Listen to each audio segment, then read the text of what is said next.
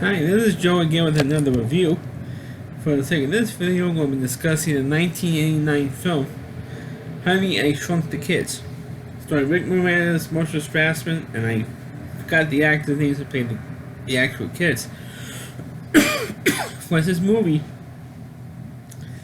at the time, spawned like a little mini franchise because they had two other movies. I think at least two other movies after this. But Honey, We Shrunk Ourselves, and Honey, I Blew Up the Kid. Not necessarily in that order.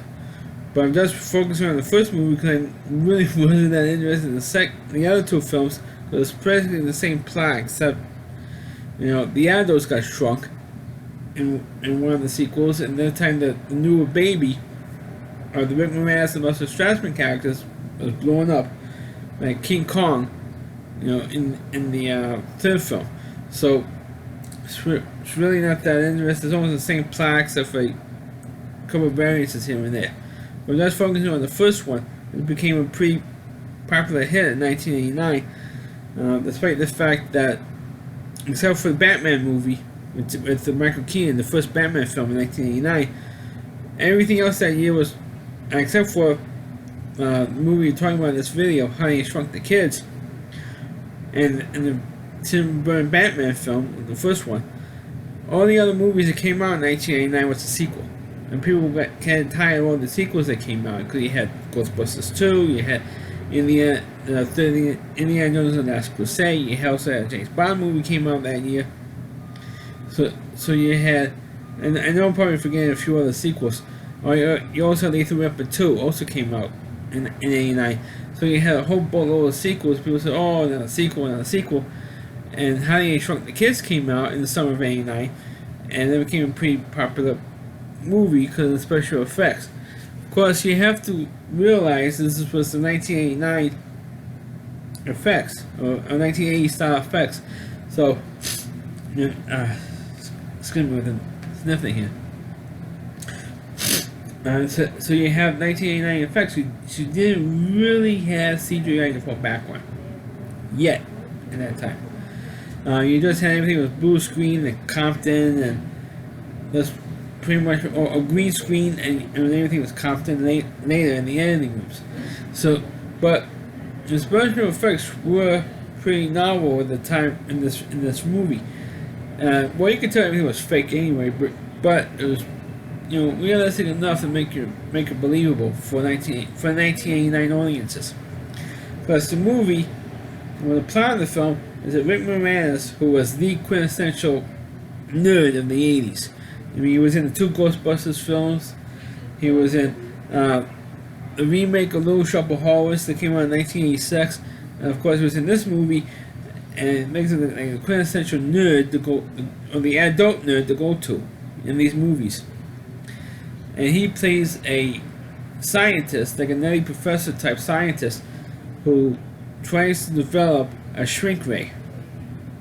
And unfortunately, hasn't quite worked yet, and was in the process of fine-tuning it, where he has to make this big presentation. And while he was making this big presentation, he was currently separated from his wife, who was played by Marshall Strassman. Of course, those of you who know who Marshall Strassman is, I should say was, because she passed away a couple of years ago, which is a shame, for cancer. She was known as playing Mrs. Carter in the Rocket by Carter television series in the 70s. So she's still, and you still recognize that she's still hot. I mean, she would always be hot to me, because everybody who watched Rocket by Carter had a crush on Mrs. Carter, because she was the only real female character in that show. Anyway, they were separated, and while Rick Moranis was out, the kids next door was playing baseball in their yard, and one of the kids, the younger one I think it was, hits a baseball into the room, the attic room, where Rick Moranis had this machine, on the shrink ray machine. And for some reason, the baseball hit all the right spots in the room to activate the machine, and all of a sudden, the ray gun, the ray machine was going back and forth. It was shrieking stuff. It was firing. It was focusing on an object and shrunk it. Shrunk a couch, shrunk another chair, It was starting to shrink stuff. So the two kids who hit the ball into the house in the attic went over to see if they could get the ball, and to go up to the attic, and the four kids, well, two at first, and then two other kids came up, or the two children from Moranis' kids in the film came up, and all four of them got shrunk. And got hit with the machine, got hit with the ray, and they all shrunk to maybe a quarter of an inch tall, all of them. And so, and of course, by sheer coincidence, the father came in and stripped up the house, stripped up the room, and noticed that his couch was missing. What happened to the couch? And then realizes that the machine was working, was actually worked, but he accidentally stripped up and threw out the kids in a big garbage bag.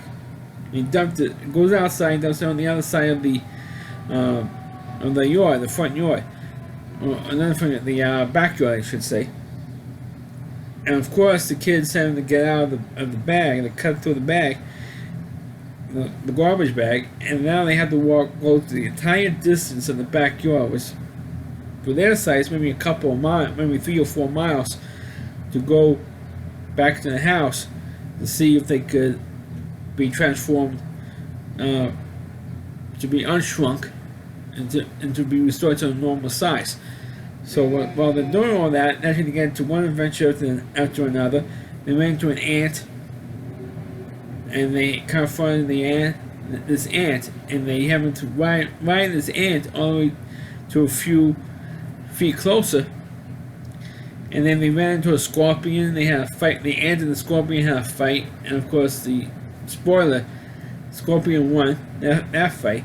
So I mean, you could tell it was fake, or either slow motion animation, or some other animatronics. For the Disney animators, with the animatronics with the robots, to make the ant and the scorpion look as realistic as possible, according to 1989 technology. And then a bee, and also there was a bit with a bee where two of the kids was flying on a bee, which I remember that special effect because the movie did not come out yet, or I don't think it hasn't come out yet. When Harry Anderson, the late Harry Anderson from Night Court, demonstrated that effect on a Disney special when they opened up the Disney MGM Studios back also in 1989, 3 years ago, and demonstrated that particular effect from Honey, I Shrunk the Kids, with him with Harry Anderson riding on the bee, and he demonstrated with that effect how they will accomplish that special effect, and you saw the actual physical scene in Honey, I Shrunk the Kids. They showed that clip, and Harry Anderson was demonstrating how that effect worked and how they were able to accomplish that. And so you saw that scene in Honey, I Shrunk the Kids, and how they eventually got into the house, and Rick Moranis figured out what happened, and he's on like this gurney with this big